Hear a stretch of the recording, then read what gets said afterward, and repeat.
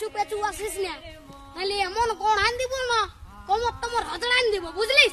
চল যা, আমি বলছি আর শ্বশুর ঘর যাবো নাই, যাবো নাই, যাবো নাই, তুই চলে যা। না যাবো, আমি তোমার সঙ্গে যাবো। না দেবো আমি তোমার তাই দেবো। হ্যাঁ বলে দিচ্ছি, আমার পেছু পেছু আর আসিস না, নাহলে এমন গড়ান দিব না। কি বলছি? ও দাদা, তোর বউ আছে? হ্যাঁ নাই গো কেন? ওই জন্যই শান্তি হিরোর রকম ঘুরে বলছিস।